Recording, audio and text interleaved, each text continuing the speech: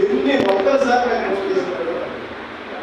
అయితే అప్పటి వరకు కూడా గవర్నమెంట్ సెక్టర్ వర్క్ చేస్తున్నారు, పర్వాలేదు అనే మైండ్ సెట్ ఎందుకంటే నేను నా భార్య పిల్లలు తీసుకుని కల్పిక అనే హెడ్ క్వార్టర్లో ఉండడం జరిగింది.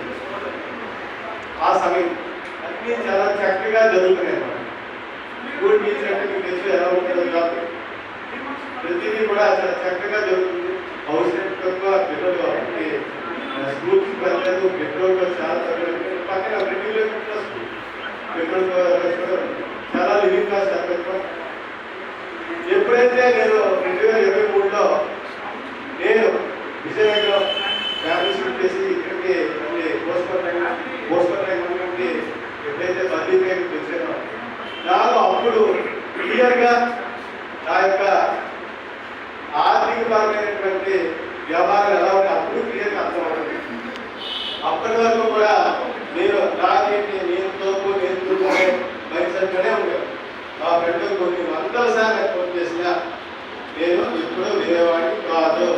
సరేలేదా చూడలేదు. ఇప్పుడు నేను ఫోన్ చేస్తే నాకు చాలా మంది చెప్తున్నారు ఆ విషయం.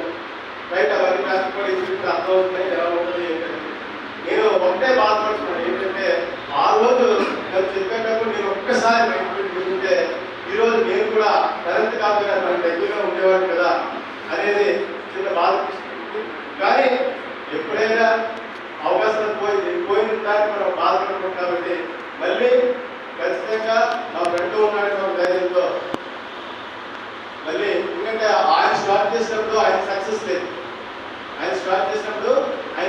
లేదు, నేను ఎవరిని చూసి రావాలి అది కూడా ఆలోచించాను. కానీ ఈరోజు ఆయన యూసీడీ అయ్యి నెలకి 2.5 లక్షలు తీసుకుంటున్నాడు. అందుకని ఏం సక్సెస్ కావాలి ఉన్నాడు కదా మన వెనకాల అని చెప్పి రావడం జరిగింది. వితిన్ 4 months బ్రాడ్ డైరెక్ట్ రావడం జరిగిందండి. నా ఫస్ట్ ఇన్కమ్ 523 రూపాయలు, ఇప్పుడు ప్రజెంట్ 9,620 రూపాయలు తీసుకుని ఈ యొక్క ఫస్ట్ సక్సెస్. అదేవిధంగా మీ యొక్క అప్లైనెన్స్ ఈరోజు మీటింగ్కి కొత్తగా వచ్చిన